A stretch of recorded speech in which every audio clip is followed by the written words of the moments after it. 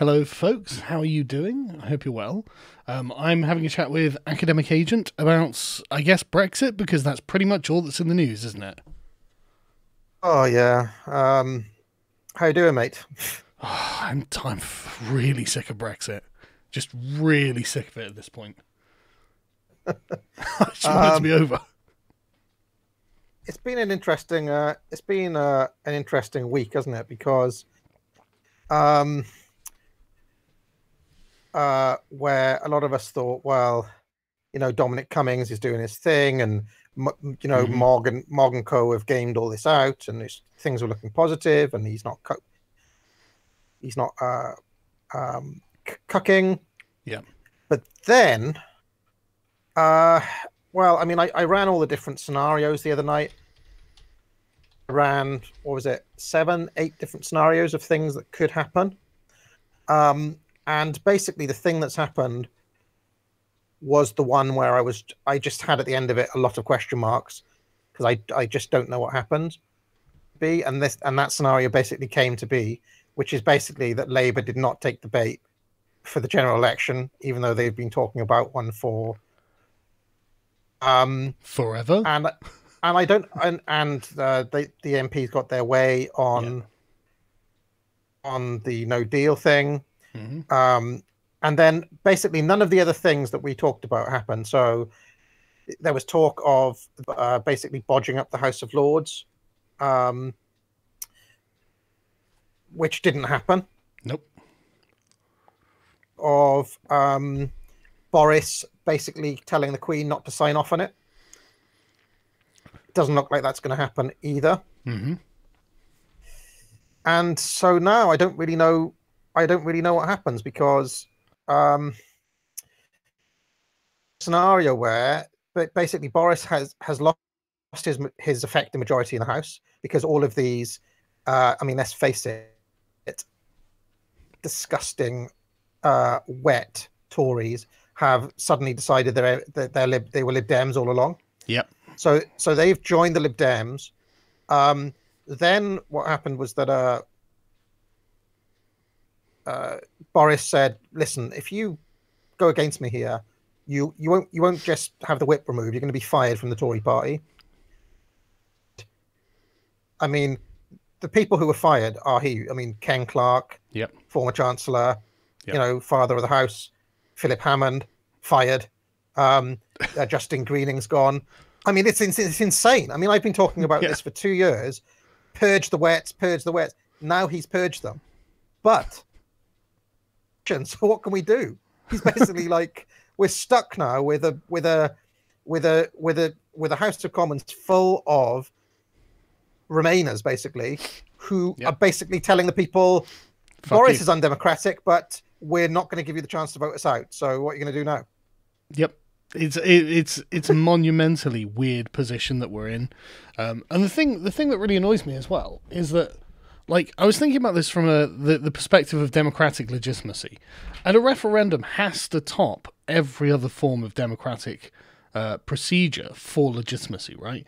If you want the most accurate reading of what the public thinks, you ask them all to tell you. Like that's surely the primary form, and then representative democracy is to prevent the excesses of direct democracy. But if you're going to do a referendum and actually ask people what they think, you have to treat that as more important than what the parliament does. At least I think so.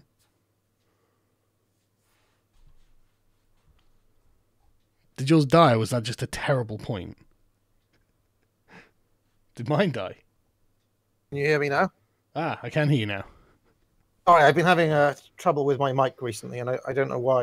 Right, right, Um, right. there is a point to be made, and Peter Hitchens has been making it quite a lot that the referendum was a bad idea Yeah, yeah, because um, well, it's essentially this problem now, which is where is the source of power for the government yeah.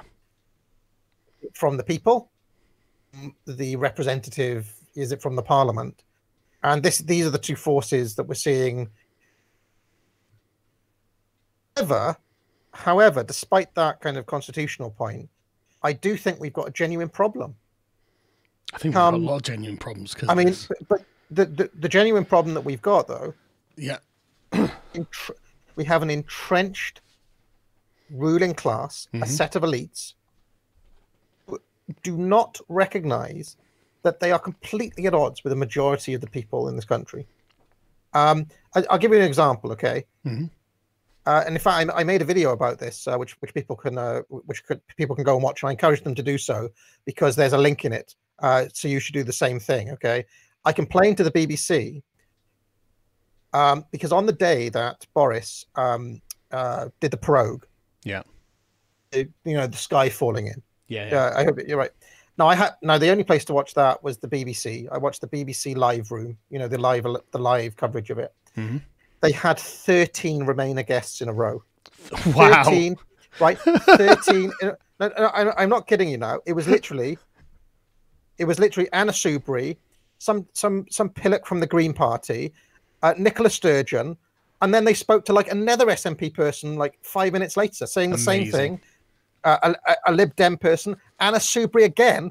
So two Anna Soubry interviews, and then they were like, let's go over to our constitutional expert now. It was some bloke from the University of Birmingham. I went onto his Twitter. His last tweet was Brexit sucks, and he's basically like an activist. He's a leftist. Well, he's a pro-Remain leftist. What do you expect? So I complained to the BBC. BBC. They sent me this complete saying, we strive to be impartial, but we're under no obligation to balance the guests. Oof. You cheeky shits! I pay for this. Yeah. So then I wrote back basically and said I am not happy with this response. It's a disgrace. And then I went through all of what I've just said to you. Is to respond. But I also made a video which is seen by 25,000 people now, encouraging them to complain again as well, because we can't have a situation where basically anyone from our point of view of the conversation, like we are just not being represented at all. Yeah, during that stuff that was happening, it was crazy yesterday as a news day. It was beyond pop. Madness. Yeah, it was mental. Yeah, I was stuck in traffic in the car trying to. This was about 11 o'clock, and I was stuck in traffic on the A3. I was trying to get coverage on one side, literally Lord Haw, just ranting and raving as he always does. Yeah, and then all of the other channels, radio, none of the other channels were covering it. I went to BBC Four, and they had like Archers or some country drama on. I went to 5 Live, and they were talking about the football. I went to there was no. So LBC That's wild. is the only coverage I could find, and it was James O'Brien. And then literally, right, and then literally, he brought on Rory Stewart, who was then telling us about who. Bear in mind, he's just been kicked out of the fucking Tory Rory party. Stewart's a traitor. And was then telling us what the modern Tory party should be. I mean, That's right. That's right. It's not the Prime Minister and the Brexit cabinet aren't the ones deciding. It's everyone else. Right. Okay. But this whole thing has just been wild, hasn't it? Like watching the open defiance. Like I watched so much yesterday. I was up really late catching up on all these the live stream of the Parliament and Sky News coverage and stuff like this. And it was incredibly biased towards Remain on the coverage. But I was just watching the MPs. Like the seat guy got up and was like, "Oh, you were offensive to letterboxes," and it's just like, is now the time? It seemed totally out of place. Like he gets up, has this thing, and everyone's like, "Yeah, we all denounce racism," and then it's just right back to Brexit. It's like this wasn't the place for this, was it? But the whole thing. Did you see Jess Phillips' viral rant? Oh God, yeah, I did. What did you make of it? I reckon, and I know there are some other contenders, maybe the thickest person ever to be elected in this country. I mean, she just can't. She doesn't make any arguments at all. It's all just emotion. It's all. Did you not hear her feelings? Crap, though her feelings. It's you have to understand. She doesn't trust Boris. Her feelings tell her so because she was raised to hate Tories. You know, she said that in the fucking... She did this thing with Mog, where they met each other, basically, and they drove around. And she admits to being a full-on sort of Stalinist, where she wants to... I mean, literally collectivise all property in the UK. They're sitting on a bench in Somerset, and she just says, yeah, I'd nationalise all of this if I could. And I'm like, you just fucking hell. You tyrant. But she in it, she says that, you know, she was literally raised to hate Tories. And it's like, wow, imbued with bigotry from an early age against Tories, and then sent into the Parliament to oppose the Tories. It's like you've been programmed, Jess. I mean, I don't know about you, but I've been watching, and I've watched a shitload of news in the past 2 days, but probably more news than I can remember since maybe 2016. You know, the Labour message is so incoherent. Yes. At the moment, it's like, what, you know, there asks a straightforward question like, do you want an election? Talk for 3 minutes, and it's all garbled nonsense. They might as well. And then you go to John McDonnell, and he gives you a different answer from Jess Phillips and a different answer from, you know, Keir Starmer. They're all over the place. Yeah. As a, you know, I don't know if you ever voted Labour, but no, I never actually voted for them. One of the things that I don't understand at the moment is, why would you vote Labour now? Like, what's the... They've been saying we want a general election for the past 2 years. Then the gauntlet is thrown down and they don't take it, and they can't give a real decent reason why. So, Boris Johnson, why would... It's the same as the Tories. It's the same as the Tories. They're tribalistic Labour and Tory voters. Do you think that tribalism is gonna hold up now, though, in 2019? That's my question. For them, because it's tribal, it's not based on reason. I think they're the sort of, you know, like the Jess Phillips style. We grew up Labour, therefore we hate Tories. We grew up Tories, therefore we hate Labour. And I think it's part of their personality to think of themselves as part of these parties. Like, I think they grew up in a politicised family, you know. I wonder though, because, you know, I'm from Wales, and, you know, Wales is Labour tribal heartland. Yeah. And Labour seats in that last election, in the election just gone, they didn't vote Labour. They voted Brexit. So they've crossed that mental barrier. Labour. And okay, maybe they don't vote Tory, but maybe they might vote for Farage if Boris made a pact with Farage, massive dent in the Labour heartlands. Yeah, and it may be the biggest landslide we've seen since, like, Michael Foot. It'd be amusing to watch the Labour Party collapse overnight. I can't think of anything I'd rather see at this point, to be honest. Possibly just us getting out of the EU. But so, I mean, like, we seem to be totally fucked, though, right? So if I've got it correctly here, Parliament has just seized control by giving Boris a minority government. Therefore, we should call a general election, but they're refusing to call a general election because they at least appreciate having control of the Parliament, so they can pass bills that will prevent no-deal Brexit and all this sort of stuff. So this is entirely cynical, right? So the idea is that that they're controlling the schedule right now, and theoretically go to the EU and ask for an extension. Blank said he won't do that. Sorry, your mic keeps cutting out. Do you want to leave the chat and then rejoin? That might let me have a look. But yeah, so hey chat, sorry, I have been seeing you go past. I'll get to all the stuff you've posted in a minute because I don't want to miss it or anything. Time to have our own coup. Yeah, right, that's what Boris was meant to be. Like, what the hell is going on here, man? I just can't believe the balls on Parliament. The absolute balls. So you know what? Fuck you people. You people are stupid. Sovereignty comes from us. Fuck you.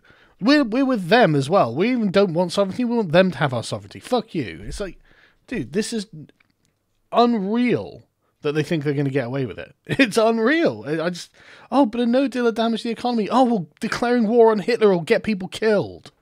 Fucking okay. Sometimes doing the right thing requires sacrifices. Fuck's sake. Teddy Roosevelt kicked Churchill's ass in epic rap battles of history changed my mind. I haven't actually seen that one. I've seen a bunch of them, though, from Mauricio Dark. Hey, nice to see you, by the way, again. Cry havoc and let slip the spoons of war. AA, get out. Good advice. Have you tried the tea I gave you? Good, bad? I haven't. I did bring it back, though. I'm going to do a tea review video because everyone's asking for it. So, us colonials, welcome British business. Hi from Oz. Yeah, the Americans do too. It's like, I don't know. Is that better? Yes, I can hear you now.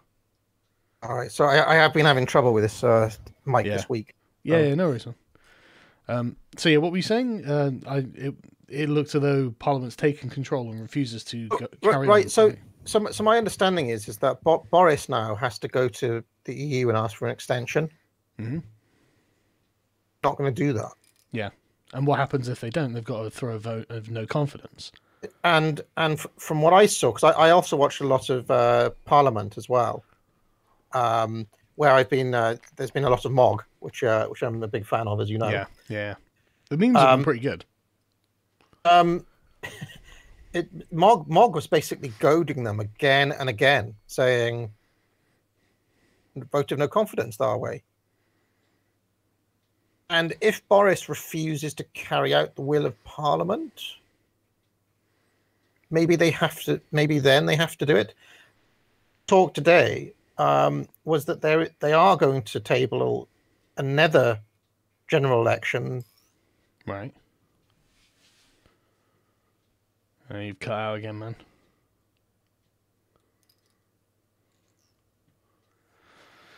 That's annoying. I wanted to know what he was going to say. I really think the Parliament hasn't painted it. I mean, what do they plan to do? Pass bills that Boris will ignore? Like, what the hell do they think is going to happen? And then, like you said, they'll have to table a general election.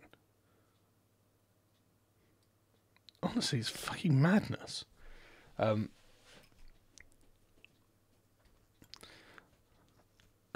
Happy birthday, mate. In the mortal words of AC/DC, have a drink on me. Thanks very much, Marisha. May voted with Boris. Does Boris grow backbones? Maybe he does. Maybe he does. I mean, a bit of inspirational rhetoric never hurt, did it? But he's going in exactly the right direction as well. So, I'm just totally behind what he's trying to do at this point. Say, we'll try and get a deal, but if they're not going to give us a deal, we'll fucking leave. We're leaving on the October 31st. No matter what, that's important. And he looks like he's trying to do that as well. So, the dark truth is you had a government who abandoned nation sovereignty by joining the EU, and since then they have not changed. The only thing that dropped is the mask. Well, yeah, I mean, I'm quite astounded that there are politicians in, like, the fat Northern Irish guy, I think he was, or Scottish National Party guy, actually, who's just sat there saying how, yeah, he openly wants to get us back in. It's like, yeah, but we voted to leave. Like, why can you just expect that this is something you can carry on with? It's so fucking staggeringly arrogant. Anyway, this is the intractable problem of democracy. Well, I suppose it is. Also, technically right, thank you. It's okay, Darth Big Ben, don't worry. Remainers just don't understand the world is better with independent Britain. When France and Germany held the reins of power, they used to savage Europe. Do us Americans have to intervene again? Well, that's the question, isn't it? I guess academic agents like resetting his computer or something, so it's a good time to go through these. The problem I have, it seems that they don't have any kind of heroic narrative for Britain. All right. How do I sound now, mate? You sound very good. Okay, I've changed my USB thing, and I've actually gone in through the Discord app, so hopefully this is better. Right. Right, yeah. Can you remember what you were saying? Yes. So basically, my understanding from today is that on Monday, the government are going to table another attempt at a general election. Mm-hmm. Only this time, the no deal thing will have passed. Now the idea there is that I mean, it could just go down again. They could just vote it down again. But maybe with this new proviso that the New Deal is effectively being stopped, then they'll pass it. Let's say that happens. Okay. Now, what Labour and the Lib Dems are worried about is that if they put it down, Boris might just move the date of the election straight to the 31st of October. So the election would happen on the day of Brexit, basically. And obviously, in that scenario, it would be too late to change anything. Yeah. So what Corbyn and co want to do is they want to fix the date to October the 15th in law. Yeah. So that's what a lot of the talk is. So a lot of the stuff I saw today suggested that we are actually going to have a general election. It will probably be the 15th. Just this little proviso that Boris won't be able to move it at the final hour to the 31st of October. So, yes. The other possibility is that the government could hold a vote of no confidence in themselves.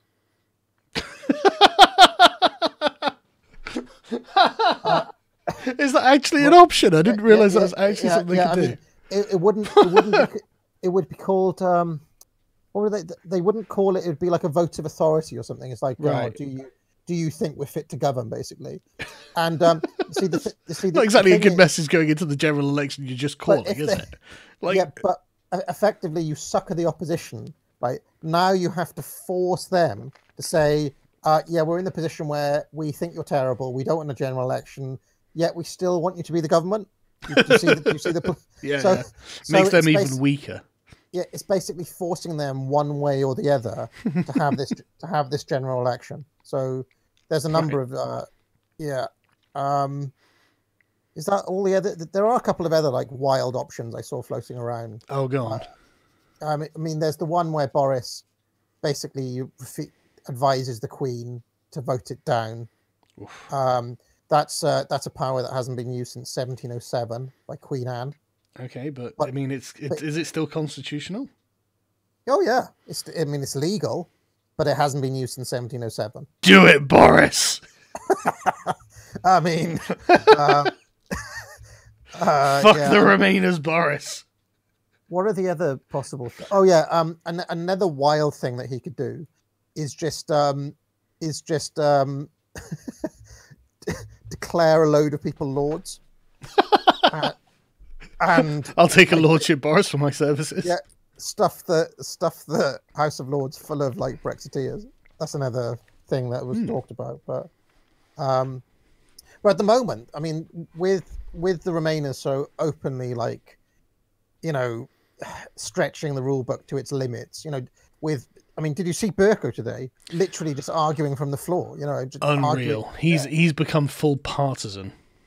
Full partisan. I mean, he was never very fair, but now he's just full on one side, man.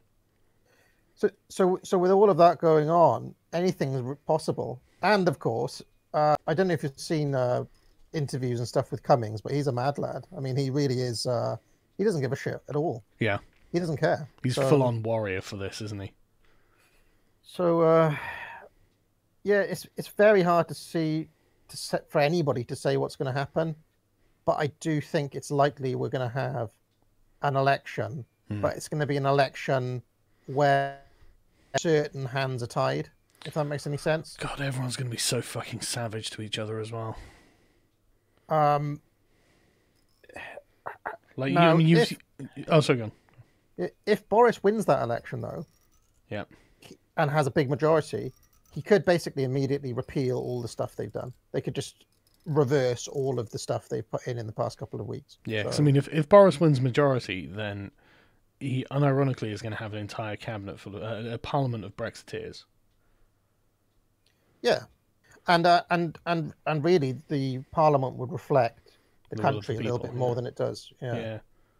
That is like just best case scenario, man. But there's a couple of other things as well. Which could happen, um, one of the things is that mathematically, Remain forces have an absolute majority of politicians Yeah. now. Now they could go nuclear and basically, they hold the they You were hold the cutting vote. out again there. Sorry, man. Say again. Oh, sorry. They hold the vote of no confidence. Can you hear me still? Yep. Yep. They hold the vote of no confidence, and then rather than going to an election, instead try to form a government with all of these 21 Remainers who've been thrown out, the bloody Anna Soubry. Ooh, that is a dangerous thought, isn't it? Maybe you shouldn't Now, articulate that in public, man. well. I mean, if I can, the point is, yeah, though, I know. I'm teasing. I'm teasing. If I can see it, they know this as well. Yeah. And this is what should have been very, very obvious to you and everybody else. All they care about is power. Yeah. It's power, right? So I've got a friend who's a diehard Labour supporter, Europhile, blah blah, and I literally said, so this is just about raw politicking. Then he said, well, whatever wins the game, and it's like, okay, great, okay, well then, Johnson, use any arcane fucking thing where you invoke the Queen to do whatever you want to Parliament, even if it hasn't been done for 300 years. Fuck them. If it's just going to be about naked politicking, then any constitutional fucking precedent we have, just use them all, dude. They don't know anything about the history of the country, so they'll just freak out no matter what you do. I mean, they didn't know what proroguing Parliament was. Do you know what? One of the worst aspects of this, right, Go on. is that they went mental over that proroguing, which was perfectly legal, and it was only 4 days. Okay. Yeah. And yet, in the past 2 days, where we've been denied a general election, which I think a lot of people actually do want to see now, and they reversed the Brexit. I mean, any negotiation, you need to have the option of walking away on the table. And basically, they've said, no, fuck that. We're going to weaken, basically have these negotiations where the opposition have your balls in a vice. There's no way of treating that differently either, because a negotiation where you can't walk away is a capitulation. That's when that's where you're negotiating terms, and they're not going to be favourable to you because you literally don't have any other options. But the point is, if there was any fair reflection of the mood of the country or the mood of people, okay, the media would have gone as apeshit about that as they did about the proroguing. I mean, that's a much worse violation of democratic norms, is it not? I would have thought so. But that's only because I actually am just. I mean, honestly, right? I was watching your stream the other night where you were saying, I voted Remain, so I wasn't that bothered. But I was watching Sargon's stream and he was fucking furious. Man, I am fucking furious, right? Because I thought we were going to lose, and I was prepared to accept the result. I was going to be like, okay, so we can at least use this to reform the EU. At least we all agree that. I mean, like, Labour's position is Remain and reform, I think, broadly, even though it's poorly articulated. And it's like, okay, well, I would have to join that position then, wouldn't I? The reform position. Let's see if we can get something changes, But that's not what we went for. So fucking all the Remainers can just shut their fucking mouths. Like, I don't see why they think their opinion on this is important now. It's really fucking pissing me off. Yeah. GDP. Sorry. I was stuck in traffic again earlier on, and again with nothing but LBC to listen to. And they had Roland Rudd on, who I think is like Amber Rudd's brother. Right. Okay, right, now get this. Right, Roland Rudd is not. He's the head of the People's Vote. Oh, they're all in this. You can see how they're all in this together. Right? Yeah. And notice how Boris's family's against him at this point. Like, Rachel, I think it is. Rachel ran as an MEP for a Remain party. And his brothers just walked out going, oh, I can't sacrifice the good of the country for family loyalty. And it's like, dude, the good of the country is down to your fucking interpretation. I don't agree that what you're doing is for the good of the country. I actually think it's for the bad of the country. So stop it. For the love of God. Yeah. I can see some people in the chat saying, who is AA? Maybe you should drop a link. To yeah. I'll put a link to this channel then. You'd think they'd know by now, wouldn't you? But I suppose I just assume everyone knows who I know. Yeah. I just naturally assume this now because I'm a Um, child of the internet. but anyway, what he did, Roland Rudd on this thing. A lot of people are Yeah. saying Roland Rat. Do you remember him? Yes, I do remember Roland Rat. What did he? Cause I don't remember what he did because I'm not that. I just remember him vaguely as a kid. Um, let sorry, me. Yeah, I'm just putting that link in the details. Sorry. I've been distracted by Roland Rat. But anyway, what Roland Rudd was doing on this, and bear in mind now, he is the head of the People's Vote, or the chairman of the People's Vote. Okay. Yeah. So the setup of the show was they were taking calls. The presenter of the show was a Remainer, obviously. Mm-hmm. See what they do on LBC. They've got Farage has got a show and Mog has got a show. Yeah. But the whole rest of the channel is Remain. Yeah. Basically, apart from I think maybe Ferrari is a bit more. I don't know if he's on that one, but basically it's a Remain. I'd say he's probably a soft lever. I would have said that's always the impression I get from him. Right.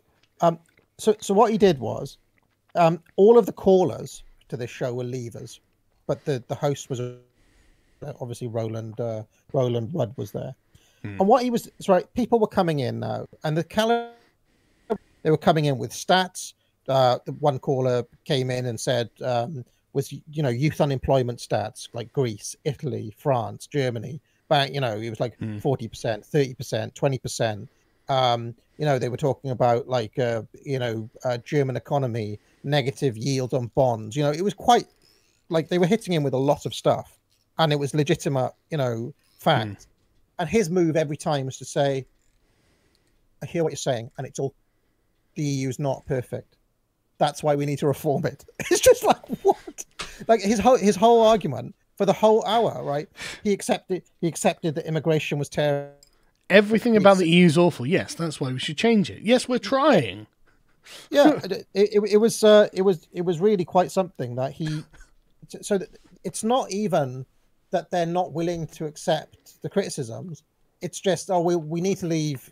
We need to remain no matter what, even though it's undemocratic and needs reform, and it's not that good for the economies of the people and mass immigration and all. Like he didn't say a single good thing about the EU for the entire hour, and yet we have to remain, no matter what. So it's yeah, I just found it interesting.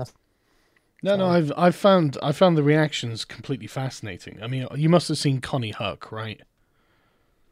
Oh yeah, I saw that going around. Did you watch watch it? Tell it? people what happened? No, I didn't. What happened? Right. Okay. It was amazing. Right. So they've got a Brexiteer on like Jeremy Vine or something like that. Some daytime show. And he's obviously saying, well, look, I don't care. I voted to leave. I want us to leave. I don't really care what the damage it does. And then she starts screeching at him. Like, so what? If we voted to chop off our heads, would we chop off our heads as well because we voted to do it? And she's got this high-pitched, hysterical voice. And, I can't even do it. I'm not even going to try. Because you can see that she feels like she's on a cliff edge at this point. Like, this is emotional. Why would we do the silly thing and listen to our heart when we should be listening to our head? And she's like, you want to cut the head off. She doesn't say explicitly like that, but that's really the impression I got. The fact that they're not thinking about it in terms of narrative, and that's how people exist.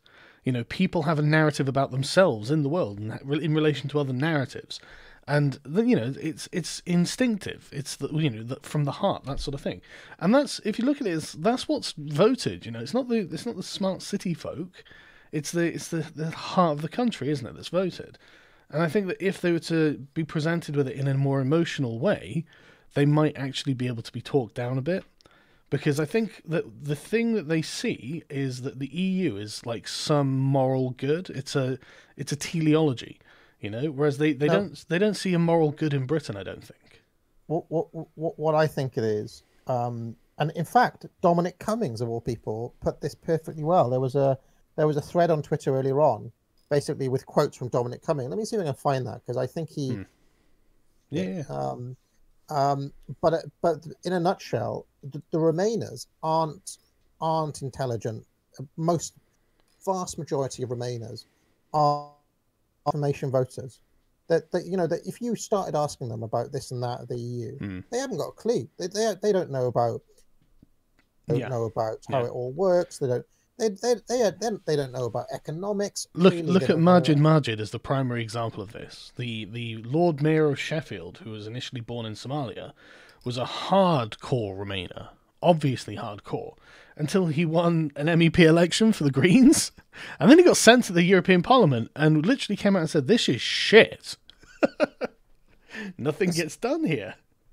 It's really quite remarkable, isn't it? Yeah, it's incredible. And this is one of the things I've been trying to tell people ever since I started my channel is that the are the biggest NPCs going. Like they're very low information.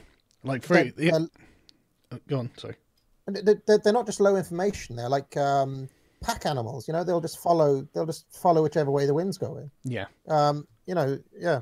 So, and I mean, I've seen loads of times where, like, Molyneux was in California the other day, and he started just inquiring with the Californians, like to you know, progressive people, what are we going to do about open borders? Is that not going to become the problem? And eventually, this, you know, just you can see the layers of their narrative getting pulled back, and you see them getting increasingly uncomfortable, and it's because there are certain inevitable truths that you have to face, and it's, you know, for them, something they genuinely, I think, have kind of been indoctrinated against. What I find really irritating is that you know, since I have one of the things I find frustrating is you get these platitudes. Okay, you get platitudes like the EU is good for the economy. Yeah, immigration's good for the economy. Okay, I made a video a couple of weeks ago showing that most immigrants are a net cost to this country. Yeah. Okay.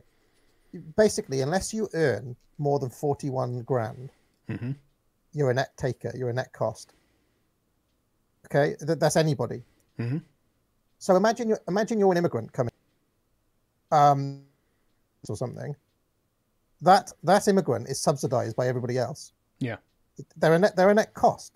I think they end up, and they worked it out that all of the immigrants that have come in since about 2000, 2001 are 118 billion pound net cost. Thanks, Tony Blair. I mean, it's meant, isn't it? Is it not mental? I'm so glad my taxes are so high to pay for schools for recently arrived children from all around the world. I'm very thrilled about that. And then one of the things I did, well, you know, if you live in near London as I do, you start noticing certain things. So, you know, all of those areas, which have got you know, where you don't hear people speaking, you don't you don't see many you know, it's in most parts doesn't look like that. Well, anyway, because I'm observant, I noticed that a lot of them live in social housing. So I started getting interested in, well, who takes up the social housing? And I started looking at, for example, Hackney, which is Diane Abbott's seat. And I started looking at Newham, which is a Labour area. Now, in Newham and in Hackney, every single councillor, 60 out of 60 councillors, okay, they refuse to submit ethnic data on their social housing. That is, who occupies their social housing. That's interesting. Now, if you live in this country for 5 years, you're entitled to social housing. Now imagine for a second that you're someone who's moved and you get allocated to Hackney or whatever. That's where you live and Diane Abbott has given you a place to live. Who would you vote for in the next election? Well, I mean, I know who's looking out for my interests. Who do you owe your living to? It is Diane Abbott. And in some of those, I happen to know somebody who is a landlord in Hackney. One of my neighbours here is a woman in her 90s, okay, who bought as a second property place in Hackney, okay. She has had a tenant since the 70s that she is not allowed to get rid of,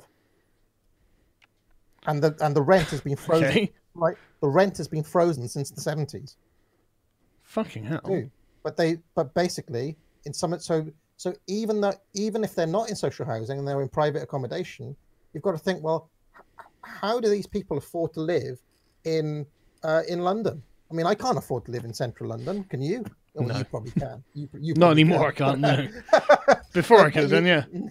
But you know what I mean, right? So it's very expensive in some of these areas. So you've got to think, how is it that these people can places in the world? And little by little, this is hitting up the map. You know, how do you think Sadiq Khan gets elected every single time? Well, yeah. So anyway, that's a. Well, I tell you, no, seriously, the next census is going to be fucking brutal. Like, it's going to be a real eye-opening thing. Because the last one was 2011. We've had 8, 9. It'll be 10 years worth of 300,000 immigration a year in. Do you think they're going to Do you think they're going to allow that census data to be released? Well, it's got to be. Interesting. Weird that we had censuses all the way up until it turned out that London was a minority English city, and then we stopped taking the census. That's a bit sus, isn't it? I mean, now, the really interesting things I found, because all those seats, like in Hackney, release ethnic data on all of their stuff. Yeah. There's been freedom of information requests, and they won't release it. You know, I mean, it could be because Diane Abbott's too thick to count, but who knows? But surely she has clerks and stuff. So what I found though is that in other contexts they have to virtue signal about this stuff. Right. So I found a kind of diversity in Hackney brochure. Oh, right. And they were happy to provide breakdowns in there. You see, and it's very looking at the numbers, the amount of people that have flooded into these areas. Yeah. So it's you see, what is very difficult for me though, looking at a lot of this stuff, is when these, how do you ever get, they're basically gone, they're lost, not just demographically, but they're lost to the Labour Party in perpetuity, forever, basically. So I don't know, I don't know how that all works in terms of Brexit, but it's another. You see, as long as we're talking about Brexit, we're not talking about that. So yeah, that's honestly, I want to get past Brexit so we can start talking about other things. Because I was speaking to Sarah Garvey the other day, and he's a chap from London. He's black, and he's concerned about Islamic immigration because his family's Christian, and I don't blame him. I mean, during the conversation, he was like, "I can't believe there's not a cap." I'm like, "Yeah, me either." And it's like, well, I think that just a raw cap on immigration, just say 30,000 a year or something, so 10% of what it is now. I think that's a fair thing to campaign for, like Brexit. What do you reckon? So, can you still hear me, by the way? Yeah, I can hear you. Yeah, I see people still moaning about my it's better than it was, so I was letting it go. Great. Okay, so what about Brexit then? Is there anything else to... Oh yeah, I was going to talk about this Dominic Cummings thing, okay? Go on. And about the typical kind of Remainer, okay? Mm-hmm. So Dominic Cummings, he says the referendum was a great example of how people vote in gangs, okay? Mm-hmm. Large numbers of people, better educated than average, the sort of people who work as producers at the BBC, talked about their vote like this, okay? Farage is racist. He hates gay people and made that comment about foreigners with HIV. He wants to turn the clock back and pull the drawbridge up. I'm not like that. My friends aren't like that. I am on the other side to people like that. I am tolerant and modern. I will vote in. They did not vote hard about the dynamics of the EMU or about how Brussels will cope with issues like gene drives. Millions thought there's two gangs and I know which one I'm in. Yeah. So would you agree with that? Yeah, I think for the hardcore Remain and Leave types, that's definitely how it is. Now the gangs are based around a worldview. It's based around values. And this is what I was saying, they need a heroic narrative of Britain, because they think that the EU is a moral good. They think it's something to strive for, and they don't see anything important or lovable or praiseworthy in Britain. I think that's really concerning. Do you think it's values or do you think it's identity? Because what I see when I Both. hear The that values inform the identity. is the identity is I'm a good person Yeah. because I'm not racist and I'm not sexist and I'm Yeah. not anti-gay or whatever. Yeah. And therefore I'm Remain. I'm a good person and therefore I'm for the EU. Yeah. So the second thing he says, there's a few of these, but I think it's really interesting. He says, people know very little about the issues. They just align themselves and enjoy the warm haze of belonging. Yeah. The Correct. modern day Oblonsky reads an op-ed about how the CBI warns of dangers of leaving the single market, racist extremists, and having no idea what it is, jabbers away at a dinner party about how concerned they are about leaving the single market, and a warm haze of knowing one is on the good side of the argument envelops the brain. Absolutely correct. Right? Yeah. Many smart people, especially those trapped in the media elite, have one worldview. The conformity of the educated is in some ways a good thing. Most obviously, a basic consensus about things like not killing one's domestic opponents. That is extremely unusual historically, but it has many bad effects too. There is a collective lack of imagination which makes the system very susceptible to disastrous shocks. They share a narrow set of ideas about how the world works, which mistakes their own view as the only possible sensible approach. They are always writing about how shocking things are to them, things that never were as low as they imagine. They can't imagine something like Stalin deliberately creating a famine or deliberately murdering millions. That. So, I mean, have you noticed this that they're always being shocked by things that everybody else saw coming a mile off? Yeah, I mean, proroguing Parliament's always been on the table, and they were shocked when that happened. Now it's a coup. It's like, what the fuck are you talking about? You know, like this has been talked about for ages. So, yeah, I mean, but even like Brexit. I mean, he's talking about like Brexit and Trump. I mean, yeah, you must have seen Brexit and Trump coming a mile off. I didn't think we were there. I didn't think we were at that point yet.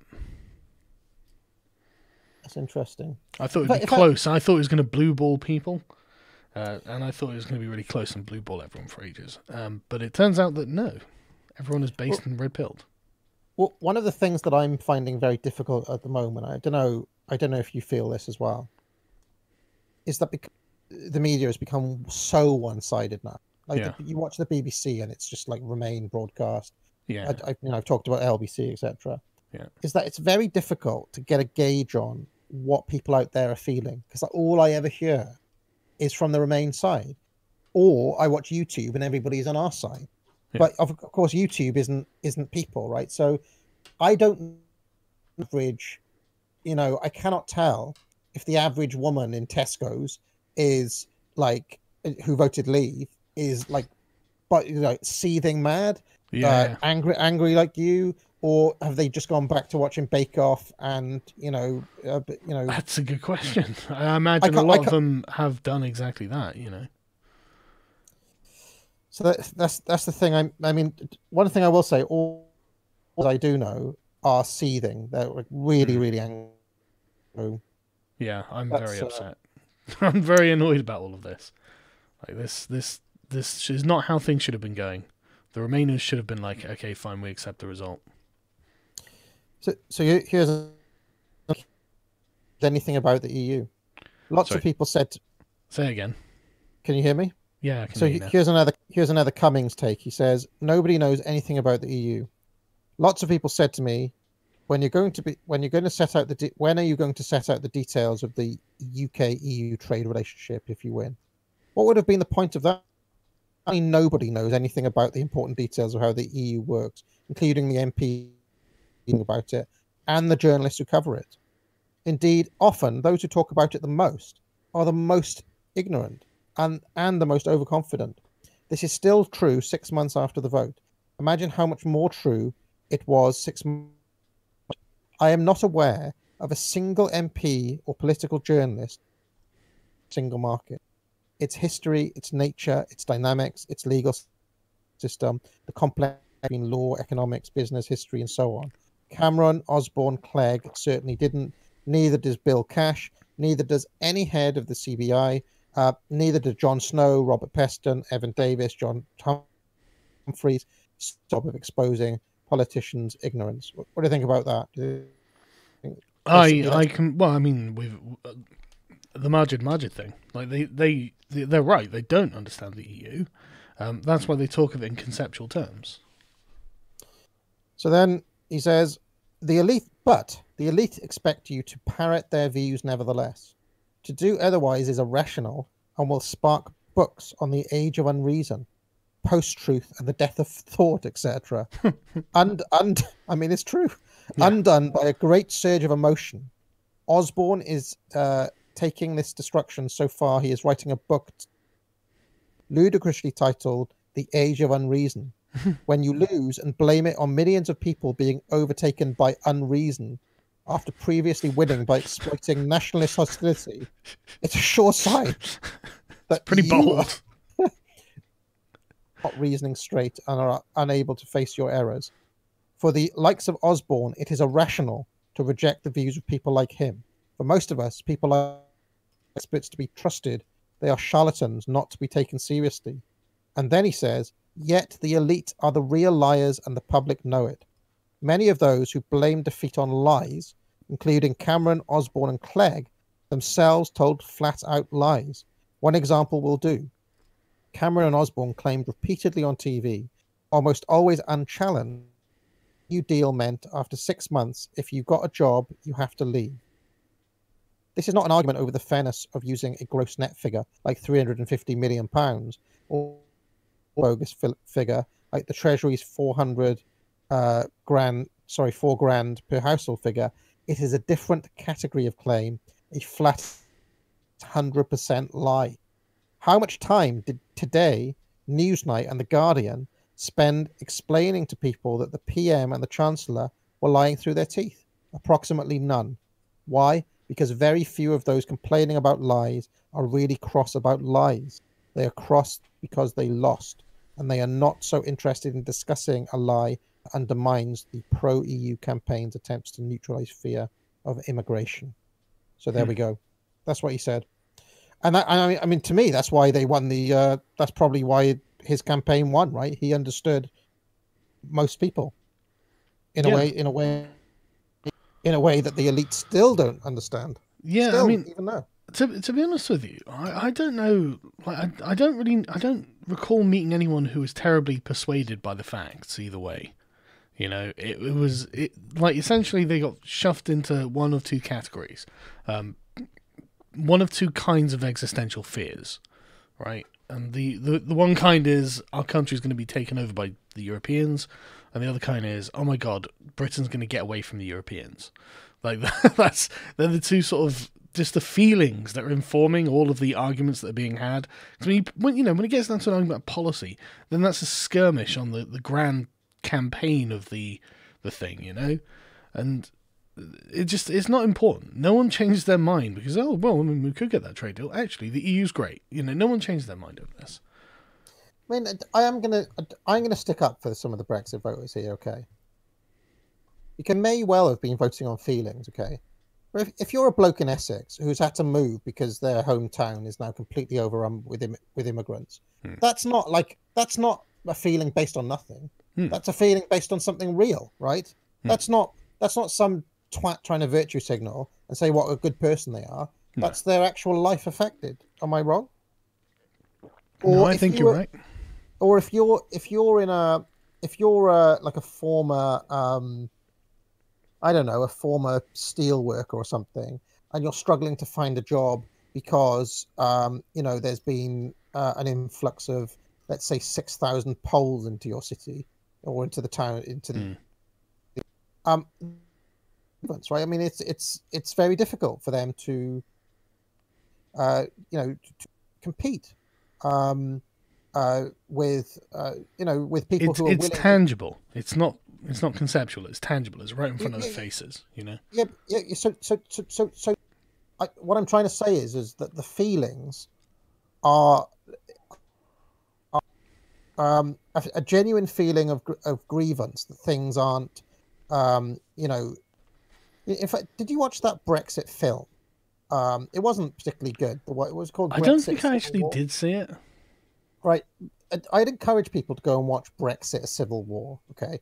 Now, in many ways, that film is an insult to uh, Leave voters and is a kind of Remainer fantasy. Okay. But there's one extremely interesting scene in that film, an effective scene. And in fact, if people just want to catch the one scene, I put it in a video, which Channel 4 then blocked on YouTube. But I on my BitChute channel, you can catch that video. I'm trying to remember what it was like. Why do conservative revolutions happen? Okay, but they've got one of these focus groups, and there's a white woman in there, and then there are various other different characters around the table, and they're all talking and basically she ends up freaking out, like somebody accuses her of being absolutely apeshit, and she basically has a breakdown, starts crying. It's a really effective scene, and to me, it was the one true, genuine scene in that film of like, this is how this woman feels after like 20 or 30 years of being told that her voice doesn't matter. Okay. That's it. That's not emotion. Okay, it's a feeling, but that feeling is still a fact. If you know what I mean. It exists, and people vote according to it. It comes from somewhere genuine. Yeah. It doesn't come from something made up. Okay, and then the guy running the Remain campaign who watches it, his reaction is just to say, "Oh my God, so much hate. Their campaign started 20 years ago." Talk about not getting it. Yeah. And I even wonder if the makers of the film didn't get it, but I mean, to me, it's all there. It's all there in that one scene. But it's on both sides now. It's not either either or. They're both like this. I'm like this. So right. So let's go through some of the super chats. I'm sure there'll be stuff that needs discussing. Silverline to Mines IRL moving to Philly has become more symbolic and having it a city of brotherly love and the birthplace of the revolution. That's interesting. Do what people voted to do. How hard is that? Very, because it's a question of who's in charge. Have you noticed that? Have you heard the term dominance shift being thrown around? No, what's that? Right. Well, this is something that like a lot of people, and I haven't seen a full explanation, but I'm going to assume that given the context it was being used in, is like the I guess the narrative of the country. Are we a progressive European country that's open to the entire world, or are we a British country? Are we going to be separate to the EU? And the term dominance shift, I think, refers to this narrative taking control of the general direction of the country. Because since Tony Blair came in, it's been the open pro-EU, globalist narrative. Yeah. And the dominant shift is the nativist narrative taking over. And this, I think, is why people like Connie Huck sound so hysterical. Like, I think they realise that they're going to have to start being pro-Britain rather than pro-European. Yep. And that's upsetting. There are two old thinkers that I always recommend people read. One of them is called Vilfredo Pareto, and the other one is called Giantano Mosca. Okay, and these guys were Italians writing in the turn of the 20th century, but they had a set of ideas called elite theory. Okay, I've got a video on it, which is probably going to be easier for people to watch than like going and reading these 100-year-old books. Yeah. But the basic idea is don't recognize, so every ruling class, okay, but the ruling class is split into two. So there is a governing elite and there is a non-governing elite. And the non-governing elite are basically your intellectuals, your media, your it's basically like all the upper middle class, the people who deal in the dissemination of information, the public figures. Yeah, so they're the people, but they also control the flow of information and opinion. They're kind of opinion shapers and molders. Okay, now what's happened in Britain and America? It happened first in America because we didn't get the true change of the governing elites until Boris and co came in this country, because Theresa May and Hammond were part of the old class, right? But what happened when Boris came in was essentially a change of the governing elite. but mismatch between the governing elite and the non-governing elite who have not accepted, who have not recognized, who don't support these new rulers.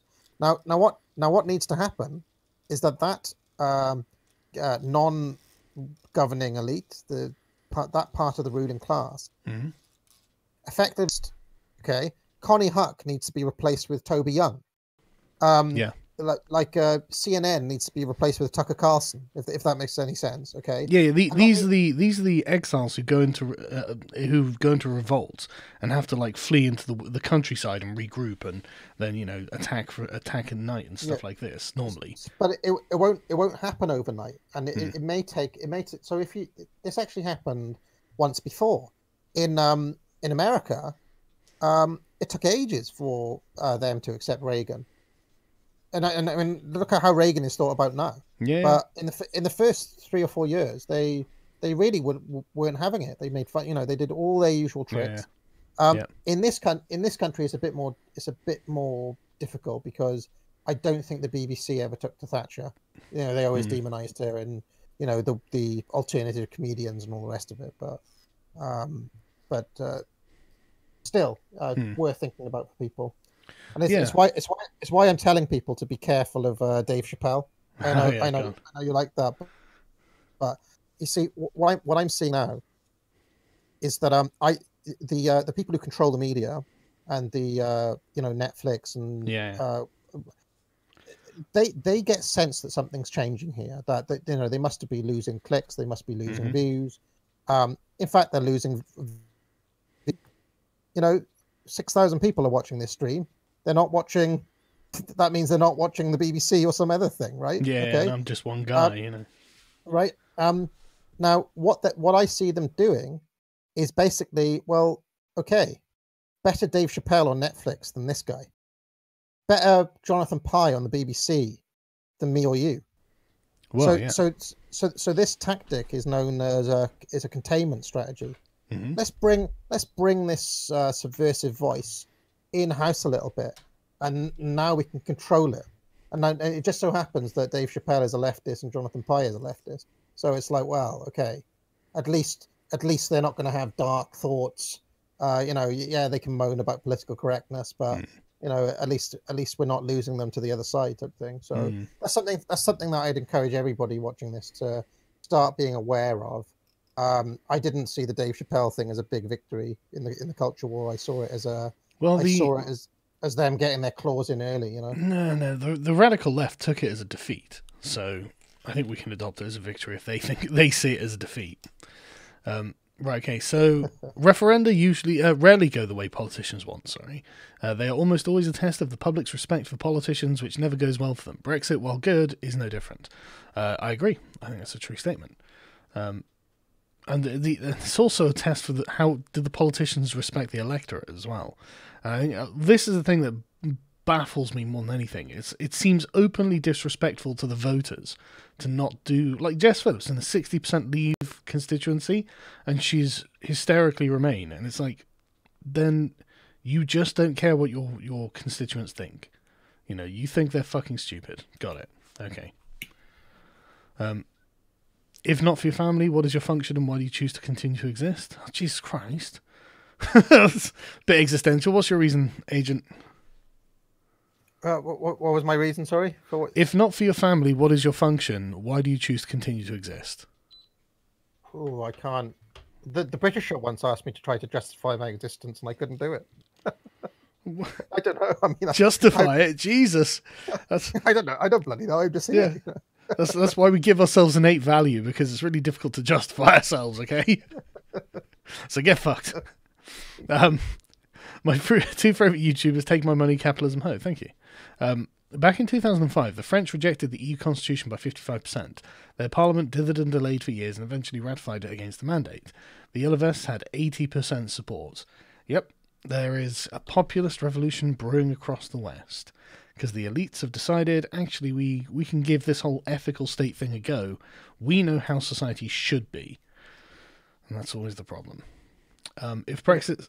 Sorry, go on. It's always the denial of human nature. Yeah. Yeah. And in fact, I know it's been a while since I mentioned him, but Tom Sowell's book, The Vision of the Anointed. Yeah, very good book. I mean, he wrote it in 1995, but Prophetic. you read the you think, yeah, that basically nailed everything. Or there's a slightly new one called The Intellectuals in Society, but both of those basically nail everything we've been talking about here. So, Yeah, I haven't read that second one, but I've read Vision of the Anointed. It's good. Have I seen We've Got a Problems live stream? Not today, I don't think. If Brexit sorry, go on. Sorry, I just realised something we didn't mention when we were doing the Brexit thing, and it's worth mentioning. Mm-hmm. It was one of those under the radar. Did you catch it? Okay.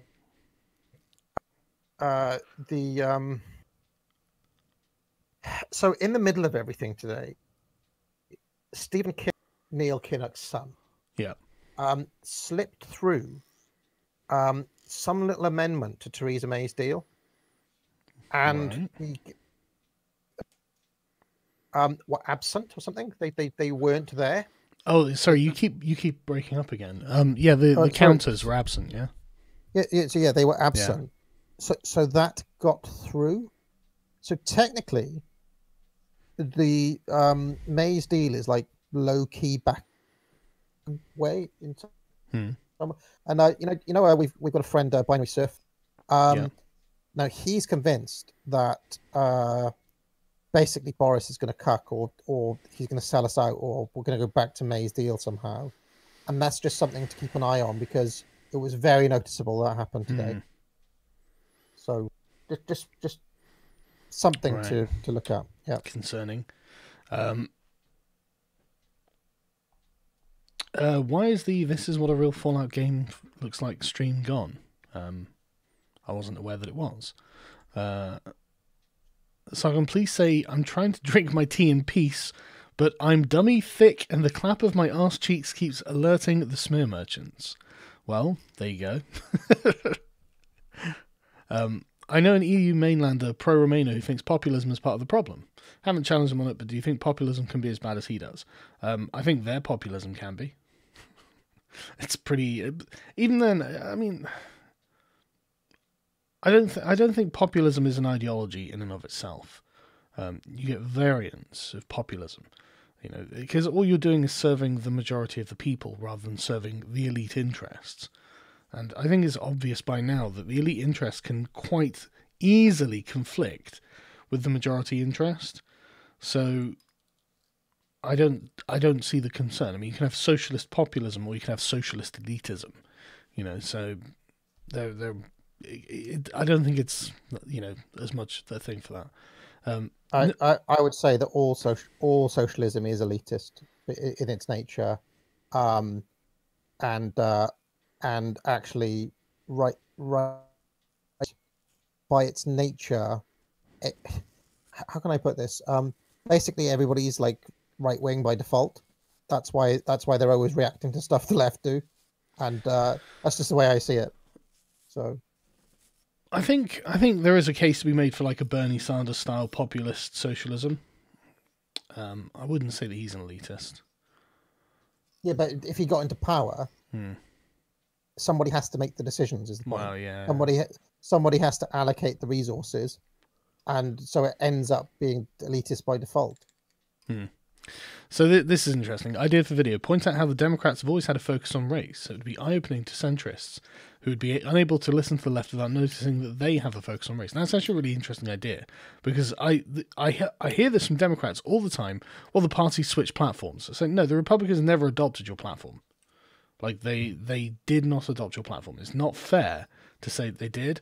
What happened is the Democrats decided they just hate white people rather than brown people. And it's like, good job, Democrats. Oh, by the way, Republicans, the KKK is yours now. Oh, fucking great. My mother was saying that she always voted Labour, but she cannot vote for Corbyn. So maybe tribalism isn't such a bulwark as you claim. Well, there are lots of people like that, but I don't think that's necessarily the same thing. Your mum can obviously accept that there are problems and can be problems within the Labour Party, but someone like Owen Jones just can't. They just cannot accept that there are problems in the Labour Party that make it untenable. So, but yeah, not every Labour voter is a tribal voter, obviously. Although it will get down to the point where it is. Every Labour voter is a tribal voter. There just won't be many of them. The nice thing about Brexit discussion is I can nope out of that discussion because I'm an American. I find the whole thing annoying and aggravating from this side of the pond. Good luck, Sargon. Man, I tell you, it's annoying and aggravating on this side of the pond, isn't it? I'm so sick of it.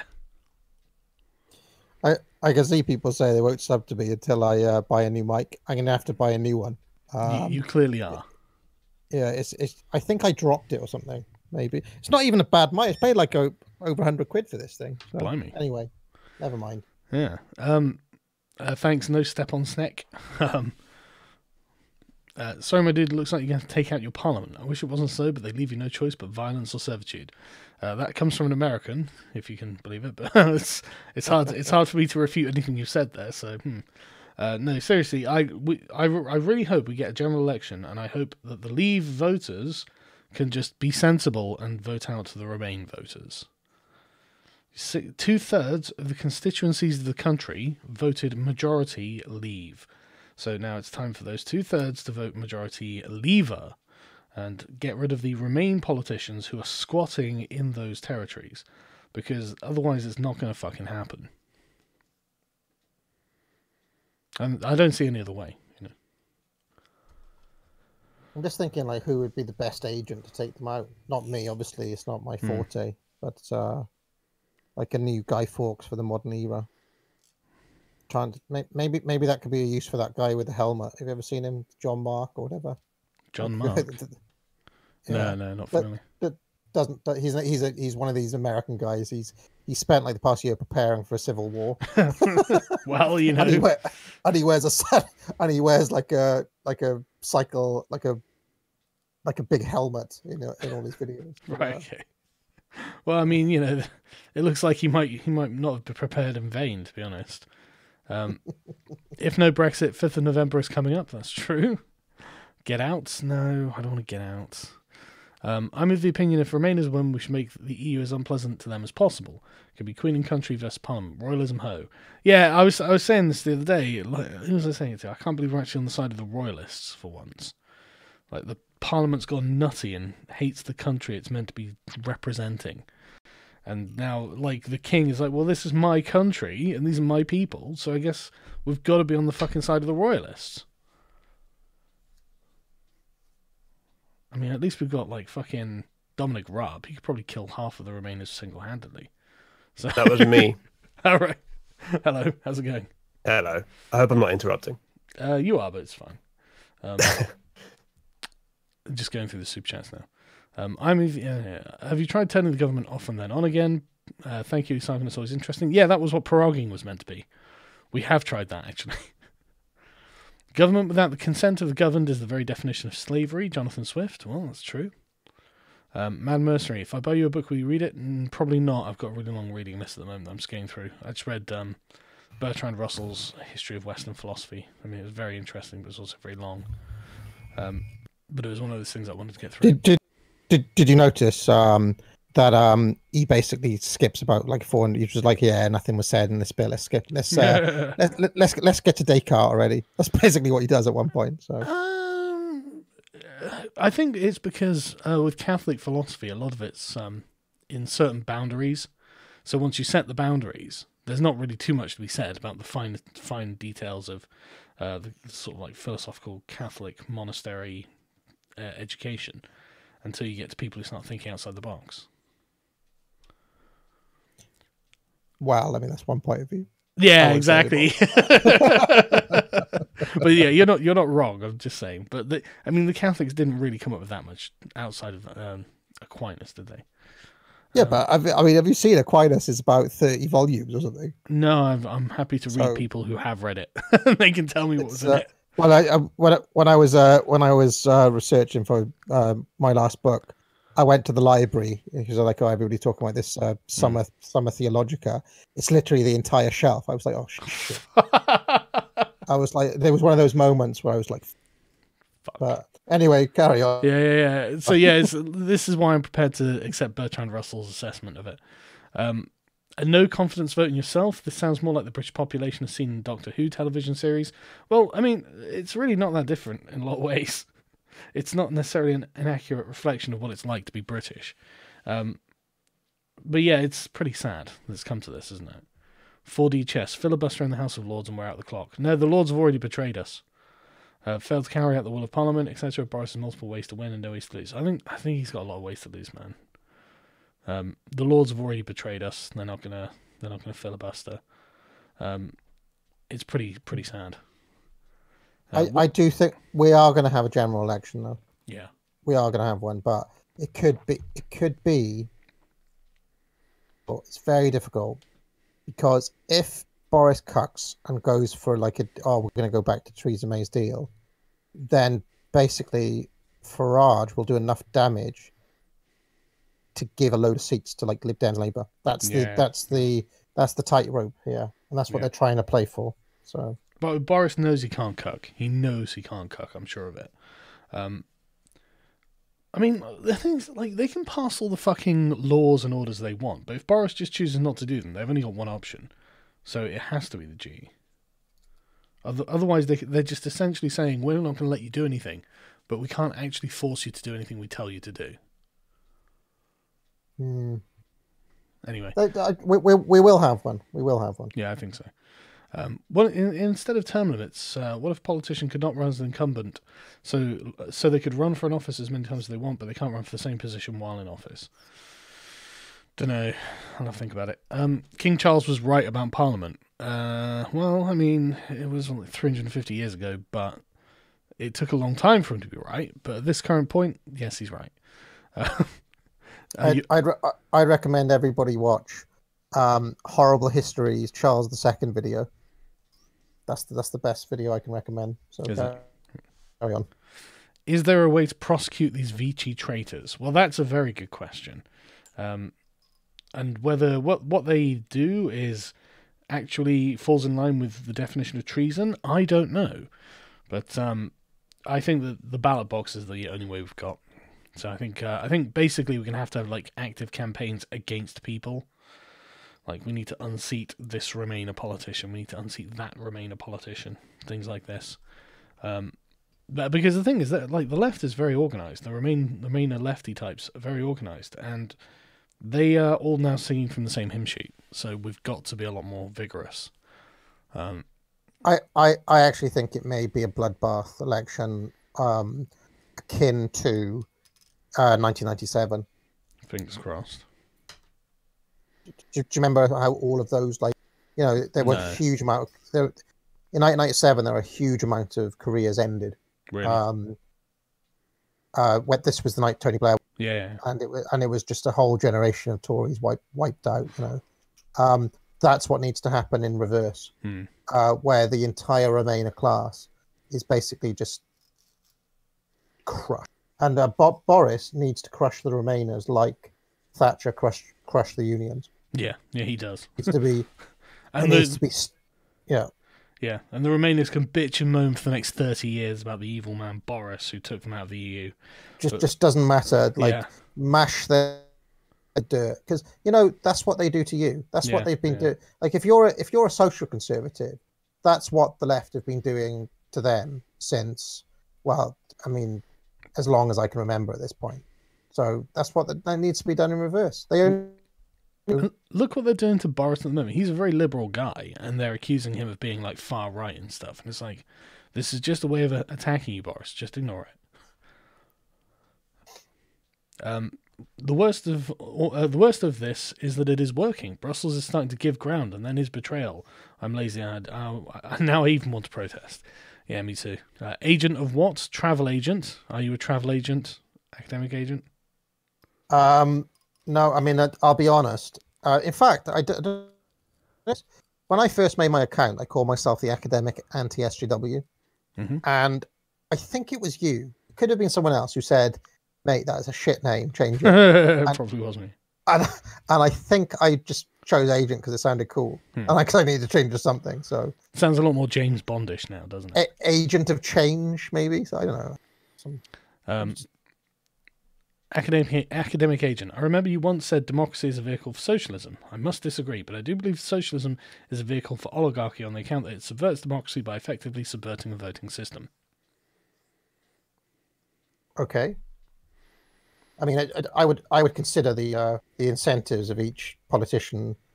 You will always get politicians basically buying off blocks of votes with, whether it's and that's whether it's politicians giving breaks to various different companies. That's what the ones on the right tend to do, or what they call corporate welfare, which is essentially what the EU is, by the way. Or whether it's on the other side, Diana, but giving houses to minorities in exchange for tribute. Also, you do happen to think everyone's a socialist.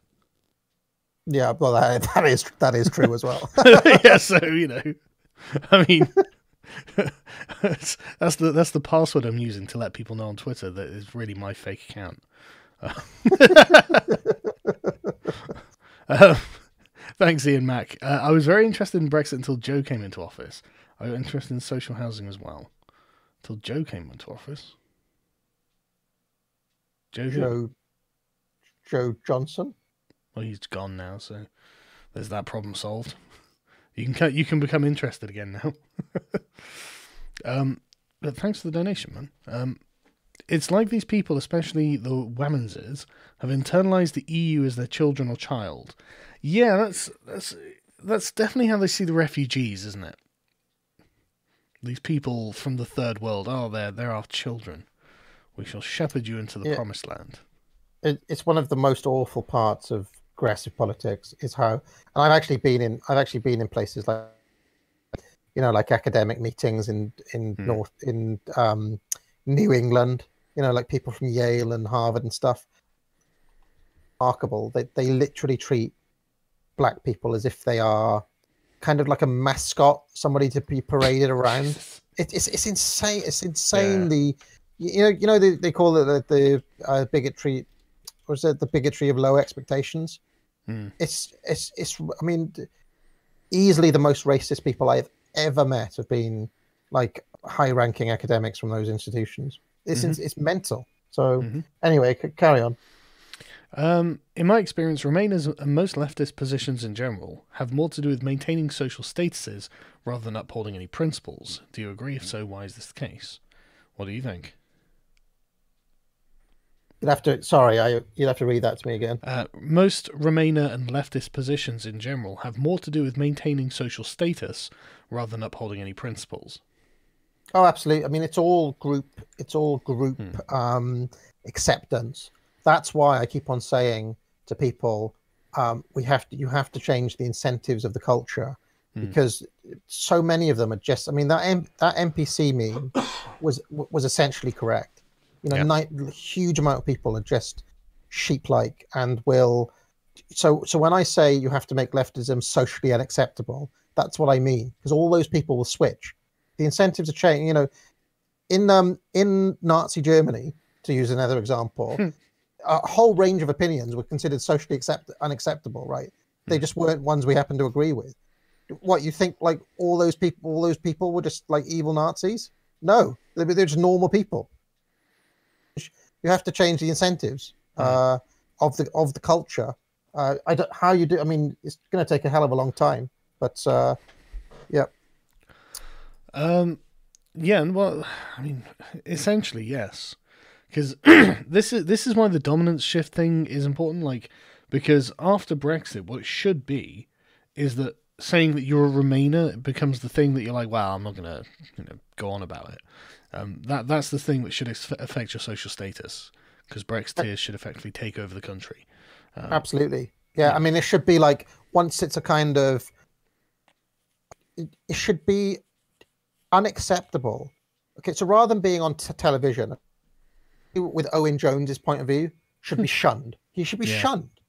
It should be not acceptable to have his views in polite society, and that the Overton window needs to shift. In America, they actually achieve that. You say what you want about the neocons and Joe McCarthy and so on. They achieve making socialist a dirty word in America for for decades. That was a victory. Do you know what? I saw this on Twitter the other day, and I was just fucking outraged, right? Ash Sarkar was just saying to Alan Sugar that I can't wait until we expropriate your property and stuff like this, and I'm just like, fucking hell. It's just pissed me off, man. Did you hear about the Stockholm conference where the keynote speaker Soderlund unironically advocated cannibalism as a climate-friendly food source? Well, good. I look forward to Soderlund going first, and I'll be the first to try his burgers. The left have just divorced themselves from good sense and morality, as far as I'm concerned. Irony: negotiations can't be done with no deal off the table as a weak stance. Boris ignore what he wants and go as a no conf off the table a weak pros. No confidence, right? Yeah. I suppose he can. I really hate to see how Brexit is making me less and less liberal and more nationalist. Civic nationalist at least, but it worries me. Yeah, I know. It's, the whole thing is an attack on the nation state, and I don't want to be like a nationalist in principle. Like, it doesn't, I'm not like someone who thinks about that very often, but if it's going to be the question of do we have nation states or don't we, I can make a coherent argument as to why having our nation state is a morally good thing. And I think that we need to be able to keep it. And I think the counter arguments to this and the argument for not having nation states are very weak and are bound to bring in tyranny if we let them. So my view is don't apologise and step over. Yeah. Will Theresa May go down as the Neville Chamberlain of the 21st century? I think she already has. Should do a live stream during Parliament votes. Well, it depends when it is, but I'll talk about it because obviously I have to. I encourage debate regards this. Assimilation needs to be scrutinised. Yes, I don't disagree. AA link the Dominic Cummings quotes, please. Okay, well, yeah, put it on your Twitter or something. Which is like not academic agent. It's not Car. Oh, not Car King. Car King, sorry. Car. Yeah, I did link it earlier. So right. If you just scroll down my tweets, you'll find them. Right. If Islam is a religion of peace, shouldn't the extremists be extremely peaceful? Good point. S. Goglin, I'm gay. I believe it. Love your work song and every video like the Philippics. By the way, do you do a reading of the Philippics? If not, do so good sir. I did one of, I think it's like the third or second Philippic by Demosthenes. I only did the first sort of couple of pages because they were really pertinent. The aristocracy in Athens didn't believe that Philip of Macedon was taking Athenian territories because they were miles away and they didn't feel any threat. And so while they were safe in their bubble of groupthink, he just ignored Demosthenes and told him he was stupid, blah, blah, blah, blah. And obviously we know how that ended for Athens. Athens ended up getting conquered by Philip. So Demosthenes was right, and the journalists should listen. We're Binary Surfer. We're not upset. We're not seething. We are borderline fucking murderous. Brexit is at this point. Yeah, I'm not happy at all. I just have to say, I'll express it in very plain terms. I'm not very happy at all with how this has gone. Which cigar tonight, eh? It's a really, really shitty. Yeah, he said King Edward Imperial. It's not justifying your existence. It's a legitimate question about what drives you as a person. Yeah, that's a good point. And I suppose it's whatever passion you have for whatever subject. Okay, so my passion is basically eradicating leftism and salt. That's what I live for. It's the salt of liberal tears. That's all I want. Legalize Brexit, legalize democracy, down with the aristocracy. Yeah. Although saying that, a remarkable number of aristocrats are actually on our side on this one. So it's not even the aristocracy. What it is it's the bourgeois revolution. The bourgeois Remainer fucking revolutionaries. They're the people who need to be facing the guillotine in a video game. Thanks, Jerry. Do you know what's very interesting is that, and I said all through history, you often get a kind of aristocratic class and the people, also the people, versus like the elites of the time. Happens again and again and again. So that's kind of what we're seeing with Trump and Trump in his base versus the old ruling class, and Boris and the Brexiteers versus the industry. So dominance shift. Dual citizenship to the US starting to look good. Well, that's dual as in I'm going to fight it, so no. No, I'm not ruling out, obviously, but I don't want to abandon my country. I live here. Democracy is 9 wolves and a sheep deciding what to have to dinner. Socialism is justified because more than, so don't 9/10 people agree with, Jesus Christ, trying to get me deplatformed. I can't read that. Go buy the new Tool album, Daddy. You know, I was never a huge fan of Tool, but I've got a couple of friends who are, and I saw them talking on Facebook on how the new Tool track was shite. And so, I mean, I don't have a judgment, but these guys are massively into Tool. They're huge fans, you know, go to all the concerts and stuff. And so if they're like, this is shit, then that's the review that I would trust on it. Get Boris to make a humble request to Queen Elizabeth to extend the prorogue until November the 2nd. That would be nice, wouldn't it? What are the odds on a Brexit party/Tory coalition government? Well, it's a good question, isn't it? Depends what happens in the north. If Farage can flip them, then it's certainly a possibility. But I mean, to be honest with you, who knows? Maybe Boris could win a majority. It's running on Brexit. I think he will. I think he will get a majority. You think? I think he'll smash it. Labour can't win a majority with the SNP in Scotland anyway. That hasn't changed. Yeah. Then again, allying with the SNP, Corbyn's mad enough to do that. So, you know.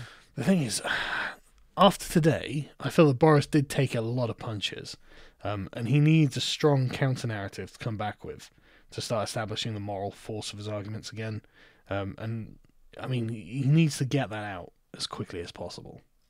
Like, 'cause he was looking a bit rattled, and it's like, no, you got to stand defiantly and say, no, all of you are wrong and I'm right.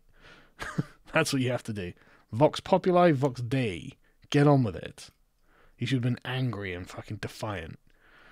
He has said today, what was the BBC headline I saw? I'd rather be dead in a ditch than delay Brexit, he said. Yeah. That's excellent. Very strong. It's like, good. Let's do it, Boris. Executive monarchy over republicanism? Oh, Jesus Christ. Remember, the Cavaliers had much nicer hats. That's true, but they also lost. So, you know. No, Tim Cornish, you get out. Capitalism, Ho Akbar. Tim Cornish needs to get out if he's listening. Yeah. Kellamati, damn, what did I miss? Goddamn Beckham Rubin. Just bitching about Brexit, really. Because what else are you going to do? I hear that Japan is mainly conservative. Do you think with anime and Japanese games is helping pushing people towards the right wing? Is their entertainment is still enjoyable as the left is killing ours? Yeah, the Japanese are responsible for all degeneracy in the West as part of a long-form revenge plot for World War II. Can confirm. I heard from Alex Jones. Came in late. Apologies if you've already been asked. Have you seen Dave Rubin's recent announcement? If so, would you join his new platform? I have not, so I don't know anything about it. Is it not ThinkSpot? Is he not involved in that? I don't know. Owen Fascist Finder General Jones. He seeks them high, he seeks them low. If you're a fascist, Jones will know. He sees them left, he sees them right, he sees them in the dead of night, he sees them in the morning light. That's very good. 4D croquet, yep, basically. Read Aquinas Sargon, Rational Morality / Ethics. I've read about Aquinas, if that helps, but I'm probably not going to read a bookshelf's worth of one guy. I hate to say it, there's just too much. I don't have that much free time. It's written in the most amazingly autistic way, because it starts off with three. You might actually like it. It starts off with 3 counters. Mm-hmm. So it'll be like, oh, I believe that greed is not a sin, and here are my reasons. And they'll be like, I think greed is not a sin, and these are my reasons. And then he always says, on the contrary, and then there's a line, and then he basically counters every point by point. It's the most autistic thing ever. It's incredible. It's called the scholastic method. So yeah. It's the YouTube response video before YouTube existed. Yeah, Aquinas invented the YouTube response video. Yeah. I can't lie, I'm not looking forward to the recession that's going to hit Ireland after Brexit, but I do support your right to leave the EU. Britain has spoken and the democratic will must be upheld. Well, I don't want there to be like a fucking recession in Ireland, you know. I really don't want that to be the case. But for some reason the EU don't care. They just don't give a shit. Like, the EU is just not a good fit for the British people. That's what's being voted on here. That's the declaration. And so it's like, right, so we don't want to destroy your economy. We could just have the free trade deal and you could just pretend like Britain was never a part of the European Union. That's, I think, the best sort of move that the EU could have made. So this could have been very seamless, and we could have just had it all agreed. Yeah, this is just a British thing, you know, don't worry about it, you know. And it's fucking could have been over and done with. It's going to make the potato garden party, I tell you. Or you got a license for that Brexit? Actually, no. Apparently we don't. Fuck. Heard on the Duran PM can legally delay delivering the law to the Queen until the session end after prorogue period. Then Commons has to resubmit for vote all over again, leaving little or no time before 31st. Well, fingers crossed. Let's hope he does whatever arcane parliamentary procedure he is allowed to do, as in is lawful. Just do it, Boris. Just fuck them. Fuck them all. Met you twice before. Hope to see you again somewhere at an event where I get the chance. Saw you in the boat in London. That's also a bar. Oh, hey, man. How's it going? The state allowing one race to rape another equals ethnic cleansing. Clearly a deliberate policy to ignore victims of Rotherham. You can't call it an ethnic cleansing, but it is manifestly illiberal. So it's disgraceful. Multiculturalism in Savile Town. Why do the politicians who want a deal seem to think that taking no deal off the table will help? Are they idiots? Yes, they are idiots. They think that the EU will deal with us in good faith. The EU has demonstrated time and time again they won't. And for some reason, these fucking cultists have got no faith in our country because they say, well, hang on, look how many of the country are opposing you, Boris. You must be shit. And it's like, no, it's you, you fucks. Just get on board with the winning team, for fuck's sake. Notice how the EU don't yield. They don't. Yeah, they don't sacrifice the fucking thing. Yeah, but they're not playing with one side who are just trying to sabotage every single thing. Exactly. They've literally got agents on the and this is why I'm convinced. Fifth column. I mean, the Liberal Democrats may as well just rebrand themselves as Europe. Right. I don't think it's conspiracy theory to say that somebody like Philip Hammond has got some serious vested interest, or Ken Clark. Like, what is it that those people like? It's not. Don't give me all this go to the country stuff. There's something. There's something there. They're agents. These guys. Theresa May was an agent. Come on about it. Anyway, carry on. Yeah. The socialist myth I heard from Owen Jones that if you stand in front of a mirror at midnight and say there's no place like Bolshevik Russia 3 times in a row, then demons from the alt-right will appear and you'll be forced to beat them off. That's disgusting. On the topic of people making decisions based on feelings, a thesis of Win Bigley and teaches you how to apply it. All humans do this. Yeah, they definitely do. Mitch says, new Sly Sneak mixtape when?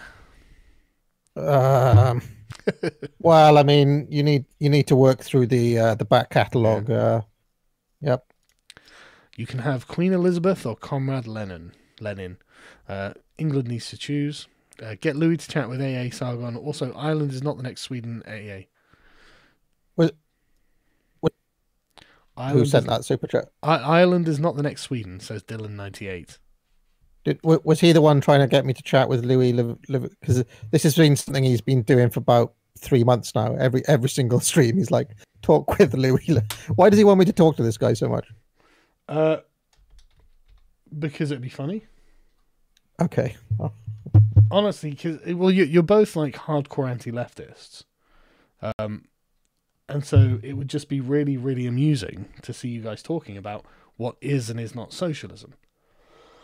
Because I mean, a lot of stuff is socialism, according to both of you. And Marusha, I've just promoted you.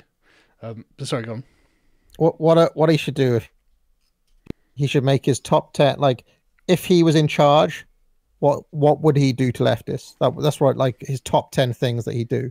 Because like I'd be I like bring back the stocks and insist that people throw like rotten fruit at Owen Jones.